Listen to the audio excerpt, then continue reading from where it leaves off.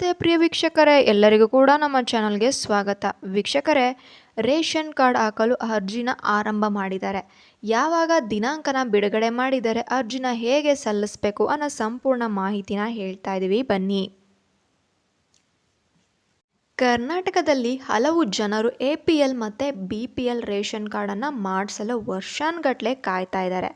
ಅಂಥವರಿಗೆ ಇದು ಸರ್ಕಾರದಿಂದ ಸಿಹಿ ಸುದ್ದಿಯನ್ನು ನೀಡ್ತಾ ಇದ್ದಾರೆ. ನಮ್ಮ ಕರ್ನಾಟಕ ರಾಜ್ಯದಲ್ಲಿ ಕಾಂಗ್ರೆಸ್ ಸರ್ಕಾರ ಅಧಿಕಾರಕ್ಕೆ ಬಂದಿದೆ. ಅದರಲ್ಲಿ 5 ಗ್ಯಾರಂಟಿನೂ ಕೂಡ ಜಾರಿ ತಂದಿದೆ. ಅದರಲ್ಲಿ ಅನ್ನಭಾಗ್ಯವನ್ನು ಅಕ್ಕಿನ ಒಬ್ಬ ಸದಸ್ಯನಿಗೆ ತಲಾ 170 ರೂಗಳನ್ನು ಕೊಡ್ತಾ ಇದೆ.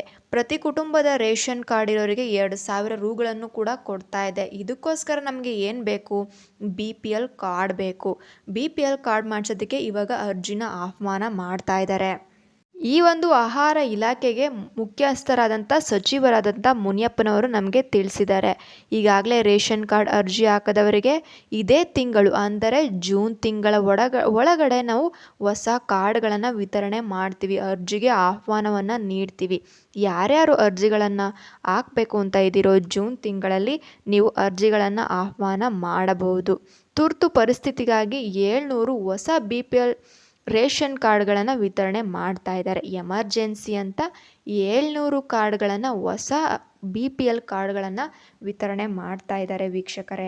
ಇನ್ನು ಇಲ್ಲಿ ರೇಷನ್ ಕಾರ್ಡ್ ಅಪ್ಡೇಟ್ಗಾಗಿ ನಿಮ್ಮ ರೇಷನ್ ಕಾರ್ಡ್ BPL ಅಥವಾ APL ಕಾರ್ಡ್ಗಾಗಿ ಅರ್ಜಿಗಳನ್ನು ಹಾಕಲು ಬೇಕಾದಂಥ ದಾಖಲೆಗಳನ್ನು ನೀವೀಗಲೇ ರೆಡಿ ಮಾಡಿ ಇಟ್ಕೊಳ್ಳಿ.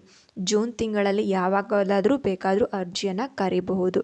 ನಿಮ್ಮ ಕುಟುಂಬದಲ್ಲಿರುವ ಎಲ್ಲ ಸದಸ್ಯರ ಆಧಾರ್ ಕಾರ್ಡ್, ಎರಡನೆಯದಾಗಿ ನಿಮ್ಮ ವಾಸಸ್ಥಳ ಪ್ರಮಾಣ ಪತ್ರ ಬೇಕು, ಜನ್ಮ ದಿನಾಂಕಗಳು ಬೇಕು, ಜಾತಿ ಪ್ರಮಾಣ ಪತ್ರ ಬೇಕು, ಆದಾಯ ಪ್ರಮಾಣ ಪತ್ರ ಮತ್ತು ಮೊಬೈಲ್ ಸಂಖ್ಯೆ ಕಡ್ಡಾಯವಾಗಿ ಇರಬೇಕು.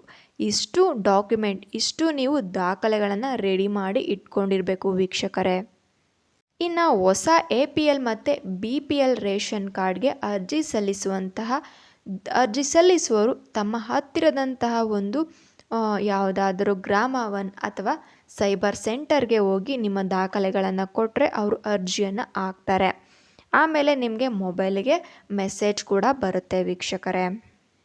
ಇದೇ ರೀತಿಯ ಅಪ್ಡೇಟ್ಸ್ಗಾಗಿ ನಮ್ಮ ಚಾನಲನ್ನು ಸಬ್ಸ್ಕ್ರೈಬ್ ಮಾಡಿ, ಲೈಕ್ ಮಾಡಿ, ಶೇರ್ ಮಾಡಿ.